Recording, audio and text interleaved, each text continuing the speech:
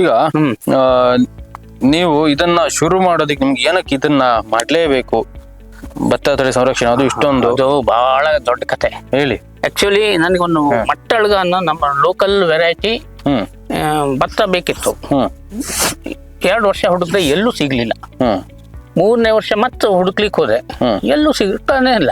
ಆಗ ಏನ್ ಮಾಡ್ದೆ, ಅಲ್ಲಿ ಯಾವ್ದಿದ್ಯಾ ಅದು ಕೊಡಿ ಅಂತ ತಗೊಂಡ್ ಬಂದೆ. ಹ್ಮ್ ಆ, ಹಾಗೆ ಅದನ್ನ ಒಂದು 6-8 ತಳಿ ಆಯ್ತು, ಹಾಕಿದೆ. ಹ್ಮ್. ಅದ್ರದ್ದು ಯಾವುದೋ ಒಂದು ಸ್ಟೇಜ್ ನಲ್ಲಿ ಅದು ನನ್ಗೆ ಮಿಕ್ಸ್ ಆಗಿ ಹೋಗ್ತಿತ್ತು. ಹ್ಮ್ 2ನೇ ವರ್ಷ ಮತ್ತೆ ಓಡಾಡಿದೆ. ಹ್ಮ್ 4ನೇ ವರ್ಷ ನನಗೆ ಮಟ್ಟಳ್ಗ ಸಿಕ್ತು. ಮಟ್ಟಳ್ಗ ಒಂದು ದೊಡ್ಡ ಪ್ರಮಾಣದಲ್ಲಿ ಹಾಕ್ಕೊಂಡೆ, ಉಳಿದಿದ್ದೆಲ್ಲ ಇದೇ ಥರ ಸ್ವಲ್ಪ ಮಾಡಿದೆ. ಆದರೆ ಅದು ಮತ್ತೆ ಮಿಸ್ ಆಯಿತು. ಹ್ಮ್ ನಾವಂದ್ರೆ ಎಲ್ಲಿ ತಪ್ಪು ಮಾಡಿದೇನೋ ನೋಡ್ಕೊಂಡು ಮುಂದೆ ವರ್ಷ ಸುಧಾರಿಸ್ಕೊಂಡು ಹೋದ್ರೆ ಮುಂದೆ ಸ್ಟೇಜ್ನಲ್ಲಿ. ಹ್ಮ್ ಹೀಗಾಗಿ ಒಂದು 7 ವರ್ಷ ಬೇಕಾಗಿದೆ ನನಗೆ ಸೀಡ್ ಟು ಸೀಡ್ ನಾನು ಇಟ್ಕೊಳ್ಳಿಕ್ಕೆ. ಹ್ಮ್ ಆಗಲೇ ಬಂದಿತ್ತು ಐಡಿಯಾ, ಪಟ್ಟಿ ಪೆನ್ ಬೇಕು ನಮಗೆ, ಇಲ್ಲದ್ರೆ ಆಗೋದಿಲ್ಲ ಅಂತೇಳಿ. ಹ್ಮ್ ಹಾಗೆ ನಂಬರ್ ಕೊಟ್ಟು ಮಾಡ್ಕೊಂಡು ಬಂದೆ. ಹ್ಮ್ ಆಮೇಲೆ ಹೋದಲ್ಲೆಲ್ಲ ಚಿಕ್ಕ ಎಲ್ಲಿ ಹೋದ್ರು ಭತ್ತ ತಳಿ ಇದ್ರೆ ತಗೊಂಡು ಬಂದ್ಬಿಡೋದು, ಮಾಡೋದು. ಆಕ್ಚುಲಿ ನಾನೊಂದು 10 ವರ್ಷ ಮಾಡೋಲ್ಲಿವರೆಗೆ 2005 ಮಾಡಿದ್ದೇನೆ. 10 ವರ್ಷದವರೆಗೆ ಯಾರಿಗೂ ಗೊತ್ತಿಲ್ಲ. ನನ್ನ ಸತಿ ನಾನು ಮಾಡಿದ್ದೇನೆ, ಅದು ವಿಶೇಷ ಹೇಳಿಯೂ ಗೊತ್ತಿಲ್ಲ, ಏನೂ ಗೊತ್ತಿಲ್ಲ. ಸುಮ್ಮನೆ ಹಿಂಗೆ ಒಂದ್ಸಲ ನಾನು ಹಿಂಗೆ ಸುಮ್ಮನೆ ಬೆಳೆಯೋದಕ್ಕೆ ಇದ್ರ ಸ್ವಲ್ಪ ಐಡೆಂಟಿಫೈ ಮಾಡಿ ಇದಕ್ಕೆ ಏನಾದ್ರು ಒಂದು ದಾಖಲೆ ಎತ್ತಿ ಮಾಡ್ಕೊಳ್ಳೋ ಅಂತ ನಂದೇ ತೇರಿ ನೋಡಿದೆ. ನಂತರ ಬರಲಿಲ್ಲ. ಆಮೇಲೆ ಒಬ್ಬಿಬ್ರು ಸೈಂಟಿಸ್ಟಿಗೆ ಕೇಳಲಿಕ್ಕೆ ಹೋಗ್ಬೇಕಲ್ಲ, ಹೋದಾಗ ಅವರು ನನಗೆ ಹೆಲ್ಪ್ ಮಾಡಲಿಲ್ಲ. ಆದರೂ ಅವ್ರು ಯಾವುದೋ ಒಂದು ಸಂದರ್ಭದಲ್ಲಿ ನಮ್ಮ KVK ಅವರಿಗೆ ಹೇಳಿದ್ರು. KVK ಅವ್ರು ನಮ್ಮ ಮನೆಗೆ ಬಂದರು. ಆಮೇಲೆ ನನ್ಗೆ ಗೊತ್ತಾಯ್ತು ಇದೇನೋ ವಿಶೇಷ ಇದೆ, ಇಲ್ಲಾಂದ್ರೆ ಇಲಾಖೆಯವ್ರು ಹಂಗೆಲ್ಲ ಓಡ್ ಬರೋದಿಲ್ಲ. ಅದು ನಂಗೆ ಗೊತ್ತಾಗಿತ್ತು. ಆಮೇಲೆ ಕತ್ತೋಯ್ತು, ವಿಶೇಷತೆ ಇದೆ ಹೇಳ್ತು ಗೊತ್ತಾಯ್ತು. ಹಿಂಗಾಯ್ತು ಕತೆ. ಇಲ್ಲಾಂದ್ರೆ ನಾನು ಈ ಬಹುಶಃ ಈ ಬಿಲ್ಡಿ ಬರೋದಿಲ್ಲ ಇತ್ತು. ಅದೊಂದ್ ಸರಿ ತಕ್ಷಣ ಸಿಕ್ಬಿಟ್ರೆ ನನ್ಗೆ ಇಷ್ಟೆಲ್ಲ ಇದೆ ಕಲ್ಪನೆನೂ ಇಲ್ಲ, ಮಾಡೋದು ಇಲ್ಲ. ಈಗ ಅದೊಂದು ಮುಟ್ಟಳ ಅನ್ನುವಂತ ಒಂದು ತಳಿಯಿಂದಾಗ ನೀವು ಈಗ ಇಷ್ಟು ತಳಿ ಸಂರಕ್ಷಣೆ ಮಾಡಿದೆ. ಈಗ ಎಷ್ಟು ವರ್ಷ ಆಯ್ತು ಇವತ್ತಿಗೆ? 2005 ಸ್ಟಾರ್ಟ್ ಮಾಡಿದ್ದೇನೆ, ಒಂದು 19 ವರ್ಷ.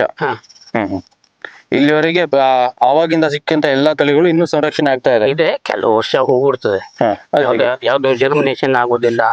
ಅದೇ ಇಲ್ಲೇ ಒಂದ್ ತಳಿ ಇದೆ ನೋಡ್ರಿ, ಯಾವ್ದು ಅಲ್ಲಿ ಬಂದ ತಳಿ. ಈಗ ನೋಡಿ, ಇದು ಬಾಳ ಮೊದ್ಲು ಬಂದ್ಬಿಟ್ಟಿದೆ. ಇದು ಎಲ್ಲ ಜಳ್ಳ ಆಯ್ತು ಈಗ. ಹೌದು, ಜಳ್ಳಾಗ ಹೋಗಿದೆ, ಪೂರ್ತಿ ಜಳ್ಳಾಯ್ತು. ಈಗ ಇದು ನನಗೆ ಒಂದೊಂದ್ಸಲ ಬೀಜಕ್ಕೂ ಸಿಗೋದಿಲ್ಲ. ಇದು ಯಾವಾಗ ನಂಬರ್ ನೋಡಿ ಮೆನ್ಷನ್ ಮಾಡ್ತೀರಾ? ಹೌದು. ನೋಡಿ ಪೂರ್ಣ ಜಳ್ಳಾಗ್ಬಿಟ್ಟಿದೆ. ಇದು ಹೋಯ್ತು ಈಗ, ಇದು ಹೋಯ್ತದೆ. ಇದ್ರೊಳಗೆ ಎಲ್ಲಾರು ಒಂದ್ 4 ಕಾಳು ಸಿಗ್ತದೆ ನೋಡ್ಬೇಕು ಇನ್ನು. ಅದು ಆಕ್ಚುಲಿ ಅದು ಪೂರ್ಣ ಜಳ್ಳಾಗ್ಬಿಟ್ಟಿದೆ.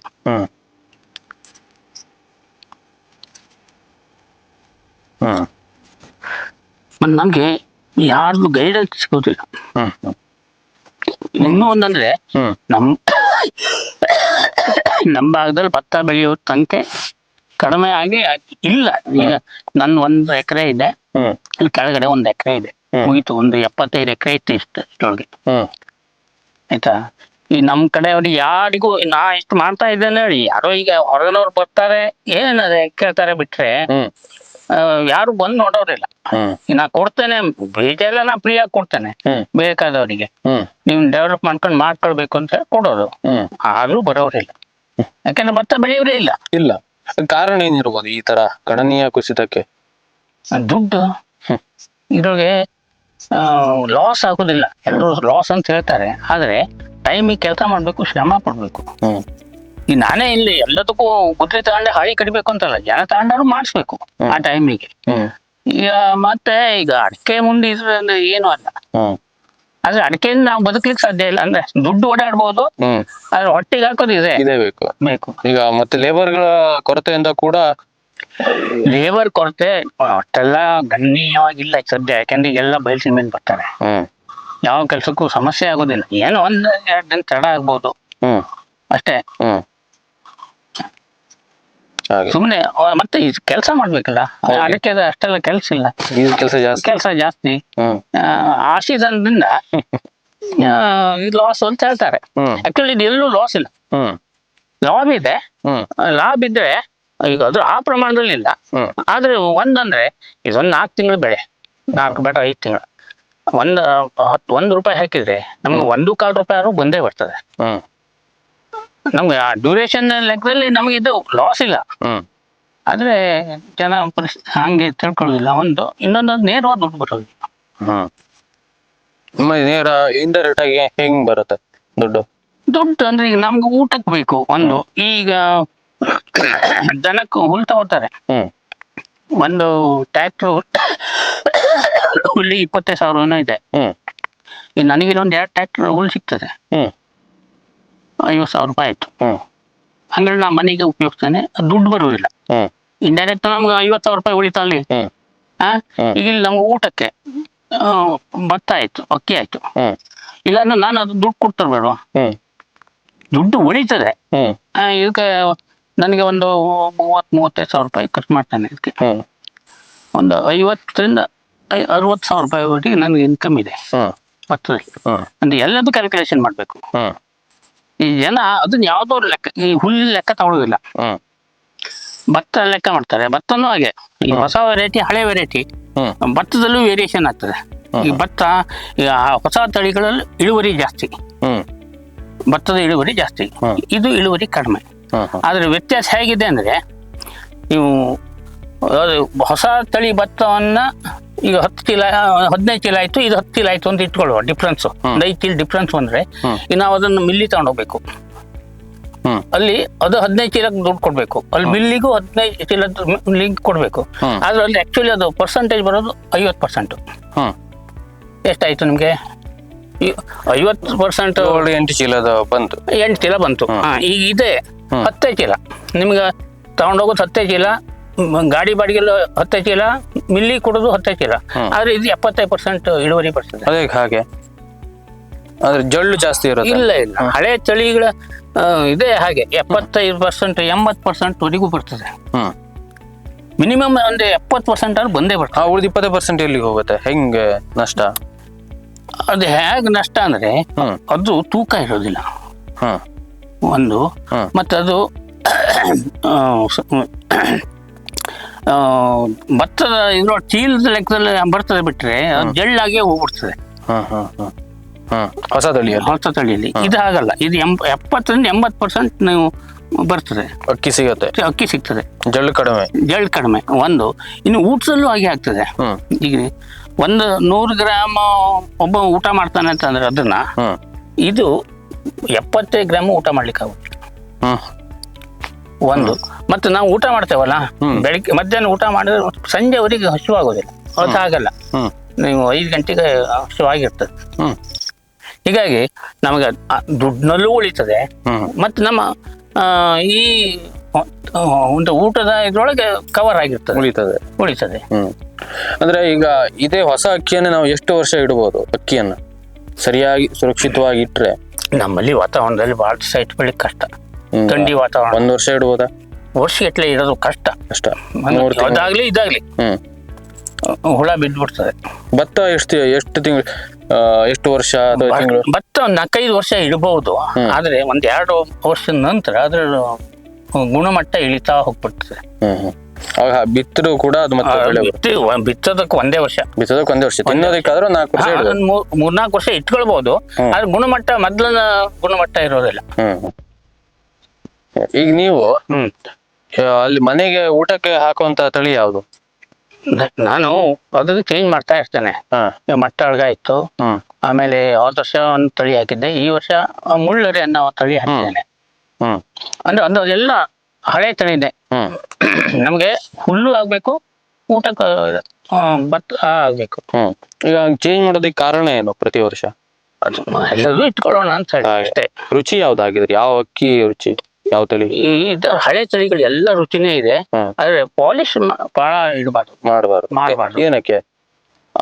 ಅದ್ರ ಸತ್ವ ಇರೋದೇ ಮೇಲ್ಗಡೆ. ನಾವು ಚಂದ ಕಾಣ್ಬೇಕು, ಬೆಳ್ಳಗಾಗ್ಬೇಕು ಅಂತ ಹೇಳಿ ಎಲ್ಲ ತೆಗೆದು ಬಿಡ್ತೇವೆ, ಆಮೇಲೆ ಇರೋದು ಏನೂ ಇಲ್ಲ. ಈಗ ಆಕ್ಚುಲಿ ಅದು ಜೀರೋ ಪಾಲಿಶ್ ಅಂತ ಹೇಳ್ತಾರೆ, ನಮ್ಮಲ್ಲಿ ಹೇಳಿ ಮಾಡೋರಿಲ್ಲ. ಹ್ಮ್ ನಿಲ್ಲವರು ಜೀರೋ ಪಾಲಿಶ್ ಅಂದ್ರೆ ನಮಗೆ ಬೈತಾರೆ, ಹಾ. ಅದೇ ಅಂತ ಊಟ ಮಾಡ್ಲಿಕ್ಕೆ ಬರುವುದಿಲ್ಲ. ಹ್ಮ್ ಹ ಅವರಿಗೆ ಏನಾದ್ರು ನಷ್ಟ ಏನು? ನಷ್ಟ ಅಂದ್ರೆ ಅದ್ರ ಧೂಳು ಎಲ್ಲ ಅವ್ರಿಗೆ ಸಿಗ್ತದೆ. ಹ್ಮ್ ಹ್ಮ್ ಅದು ಅದು ನಮ್ಗೆ ಅವ್ರು ಹೇಳುದಿಲ್ಲ. ಹ್ಮ್ ಮೊದ್ಲು ನಾನ್ ಸಣ್ಣ ಇದ್ದಾಗ ಆ ಧೂಳನ್ನೆಲ್ಲ ತಗೊಬಂದು ದನಕ್ಕೆ ಮುರ ಕೊಚ್ಚಿ ಬೇಯಿಸಿ ಹಾಕ್ತಾ ಇದ್ರು. ಹೌದು. ಇವತ್ತು ರೆಡಿಮೇಡ್ ಸಿಗ್ತದೆ, ಅದ್ರ ಯಾರು ತಂದು ಬೇಯಿಸಿ ಹಾಕೋರು ಯಾರು? ಅದು ಕೂಡ ನೀವು ಇಂಡೈರೆಕ್ಟ್ ಆಗಿ ಲಾಭ ಅಂತಲ್ಲ, ಅದರಲ್ಲೇ ಬರ್ತಿತ್ತು. ಹೌದು.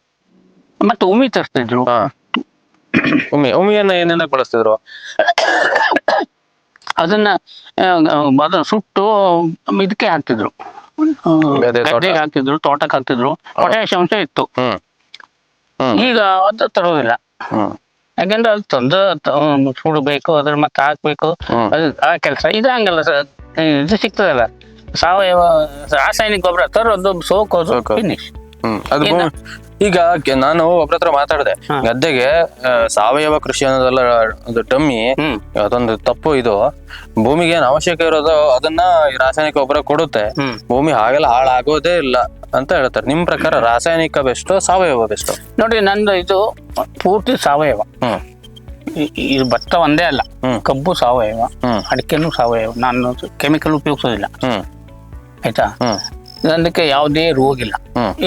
ನೋಡಿ ಬೇಕಾದ್ರೆ ಎಲ್ಲಾದ್ರೂ ಒಂದು ರೋಗ ತೋರಿಸಿ, ರೋಗ ದೊಡ್ಡಕ್ಕೂ ಇಲ್ಲ, ಎಲ್ಲೂ ಇಲ್ಲ. ಅಲ್ಲಿ ಬೋರ್ಡ್ ಒಂದು ಹೊಡಿತಾನೆ, ಅನಿವಾರ್ಯ. ಮತ್ತೆ ಬೇರೆ ಇಲ್ಲ, ಯಾವುದೇ ರೋಗ ಇಲ್ಲ. ನಾ ಯಾವುದೇ ಔಷಧಿ ಸ್ಪ್ರೇ ಮಾಡಲಿಲ್ಲ, ಯಾವುದೇ ರಾಸಾಯನಿಕ ಕೆಮಿಕಲ್ ಹಾಕ್ಲಿಲ್ಲ. ಏನಾದ್ರು ವ್ಯತ್ಯಾಸ ಮತ್ತೆ ನನಗೇನು ಎಂಥದೂ ಇಲ್ಲ. ಭೂಮಿ ಬೇಕಾಗಿದ್ದಲ್ಲ ಅದ್ರೊಳಗೆ ಇದೆಯಲ್ಲ. ಮತ್ತೆ ನಾನು ಬೇಸಿಗೆಯಲ್ಲಿ ಸುಮ್ಮನೆ ಖಾಲಿ ಬಿಡೋದಿಲ್ಲ. ಹೂಡ್ಸೋದು, ಏನಾದ್ರು ತರಕಾರಿ ಬೆಳೆಯೋದು, ಮಗೆ ಬೆಳೆಯೋದು, ಯಾವುದೂ ಇಲ್ಲ. ಸನ್ನೆಂಪು ಉದ್ದು ಎಲ್ಲ ಸೇರಿಸಿ ಬಿತ್ತು ಒಗ್ದು ಬಿಡ್ತೇನೆ, ಕೊಯ್ಯೋದಿಲ್ಲ. ಅದಲ್ಲೇ ಮಲ್ಟಿಂಗ್ ಮಾಡೋದೆ. ದನಕ್ಕೆ ಕಡ್ದು ಹಾಕ್ಬೋದಲ್ಲ? ಅಲ್ಲ, ಅದನ್ನು ಹಾಕ್ತೇನೆ. ಹೆಚ್ಚಿಗೆ ಉಳಿತು ಅಂದ್ರೆ ಹಂಗೆ ಇಡ್ತೇನೆ. ಈ ಉದ್ದು ಇರ್ತದೆ, ಉದ್ದು ಕೇಳಲಿಕ್ಕೆ ಹೋಗುದಿಲ್ಲ, ಅದು ಅಲ್ಲೇ ಭೂಮಿಗೆ ಸೇರೋದು. ಹೀಗಾಗಿ ನಾ ಇದು ಯಾವ್ದಕ್ಕೂ ಸಗಣಿ ಗೊಬ್ಬರನು ಹಾಕೋದಿಲ್ಲ. ಅಲ್ಲ, ನೀವು ಈಗ ಉದ್ದು ಬೆಳೆದು ಅದು ಕೊಯ್ದ್ರೆ ಮನೆಗೆ ಸಾಕಾಗುತ್ತಲ್ಲ? ಅಷ್ಟು ಮಾಡ್ಲಿಕ್ಕೆ ನಮ್ಗೆ ಆಗೋದಿಲ್ಲ, ಜನ ಸಿಗೋದಿಲ್ಲ. ಅದು ಭೂಮಿಗೆ ಬಿದ್ದರೆ ಅಲ್ಲೇ ಗೊಬ್ಬರ ಆಗ್ತದಲ್ಲ. ಈ ತೇರಿಗೆ ಬಂದಿದ್ದೇನೆ. ಮತ್ ನೀವು ದೊಡ್ಡಿ ಗೊಬ್ಬರ ಏನಾದ್ರು ಭತ್ತ ಬೆಳೆಯೋಕೆ ಮುಂಚೆ? ನಾವು ಇದೇ ಬೇಸಿಗೆಯಲ್ಲಿ ತರಕಾರಿ ಮಗೆ ಇಂಥದ್ದು ಬೆಳಿತೇವಲ್ಲ, ಅದಕ್ಕೆ ಗೊಬ್ಬರ ಹಾಕ್ತೇವೆ, ಸಗಣಿ ಗೊಬ್ಬರ. ಇದಕ್ಕೆ ಯಾವ್ದು ಹಾಕೋದಿಲ್ಲ. ಆಮೇಲೆ ಸಾವಯವ ಯಾವುದೇ ರೋಗ ಇರೋದಿಲ್ಲ ಸಾವಯವ ಮಾಡಿದ್ರೆ. ಸಾವಯವದಲ್ಲಿ ರಾಸಾಯನಿಕ ಭೂಮಿಗೆ ಕೆಟ್ಟದ್ದೇ.